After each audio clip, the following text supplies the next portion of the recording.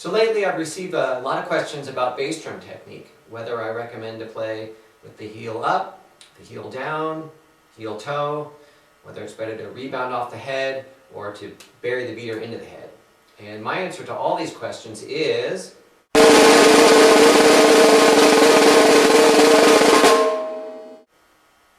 yes. I think they're all great techniques, so let's go to the foot cam and we'll get started. So for certain songs, I'll purposely bury the beater into the drum head.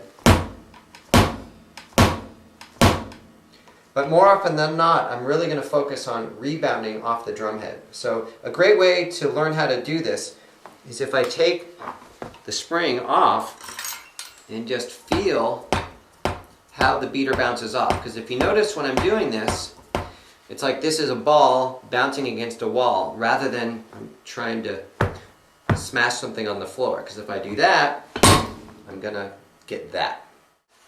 Okay, so then the next step is to do that with your foot on the pedal.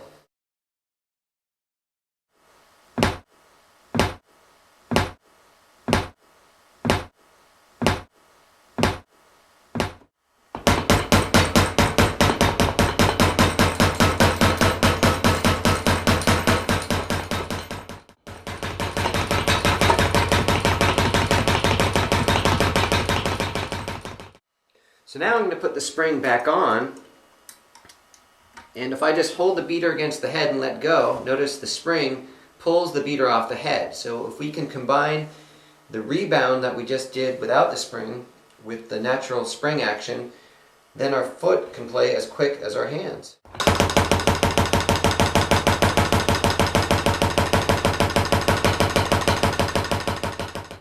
As far as spring tension is concerned, I have it more on the loose side of things. I have it just tight enough so that when I put my foot on the pedal, the weight of my foot isn't pressing it against the head. And this allows me to play quiet as well as loud. I find if the spring tension is too tight, I have to push down really hard in order to get the beater to come up against the head. So this way we can play really quiet and loud as well.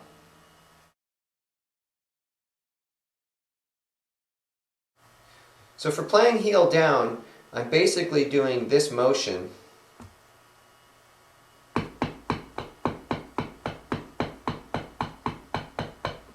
But without actually taking my foot off the pedal board.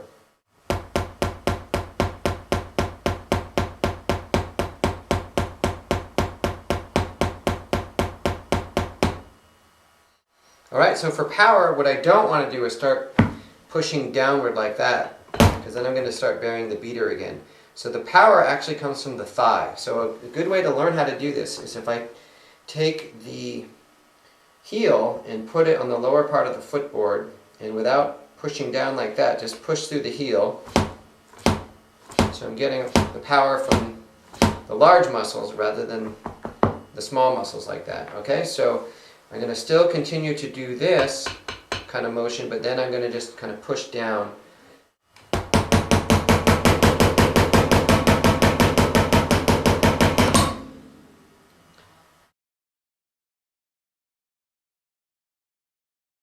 If I'm going to play music that's slow with the heel up technique, I'm going to lift the whole leg and then push down through the ball of the foot and then roll back like that. So notice the heel comes down after each note.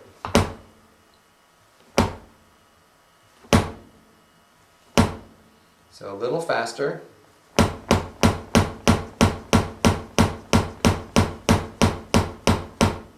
Okay, so notice the whole leg is moving and it's rebounding off the head. So you can practice this by just putting your foot on the floor, and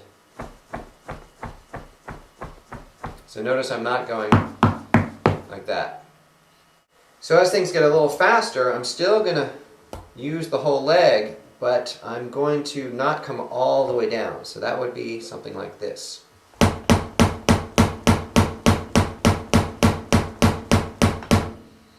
Okay, so the faster I go, the less motion I want to use. So when I'm playing really fast, it's going to be similar to the heel down technique where I'm not going to be using the whole leg. I'm just going to be tapping like that, but in a heel up position.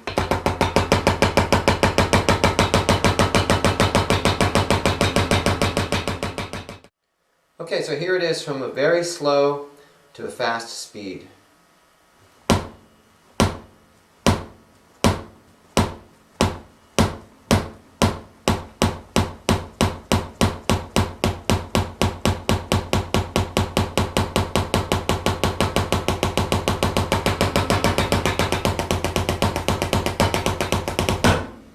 Okay, so if you notice at the end there, I kind of switched the technique from a all kind of toe down method to a heel toe method. So let's talk about that now.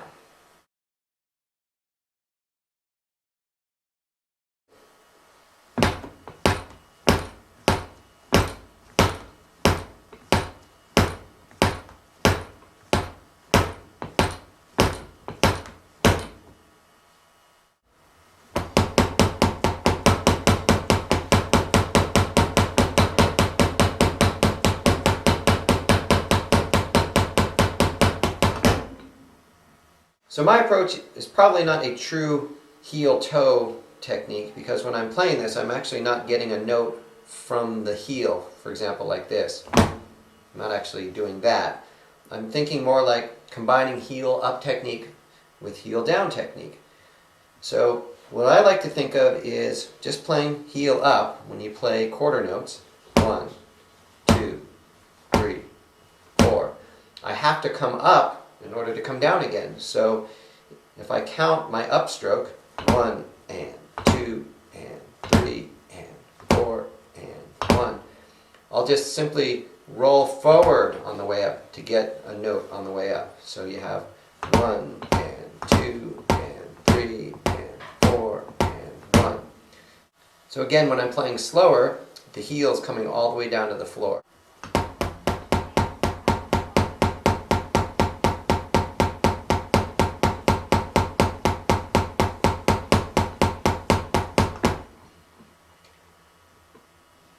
Okay, and the other thing I'm trying to make sure is that the beater is always coming back to the same spot, like if I were playing heel down or heel up. So I'm trying to avoid it looking something like this.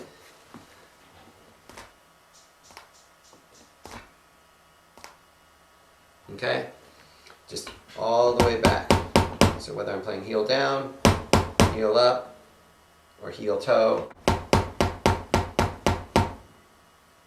the beater should come back to the same spot. And let's not forget the left foot. Heel down.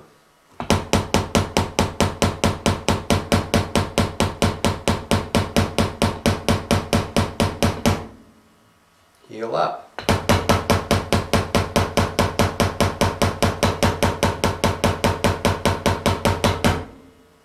Heel toe.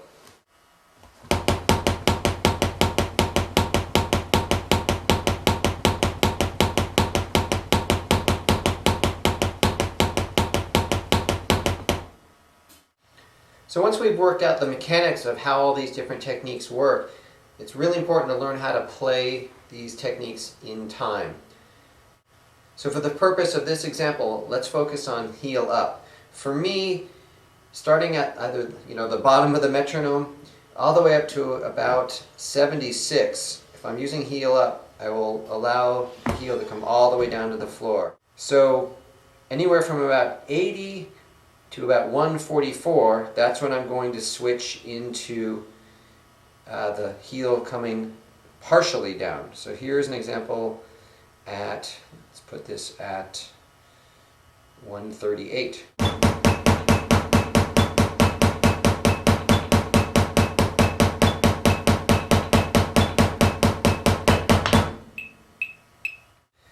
And then from around 192 and up, that's when I'm going to switch more into just a dropping of the toe, for example. This is 200.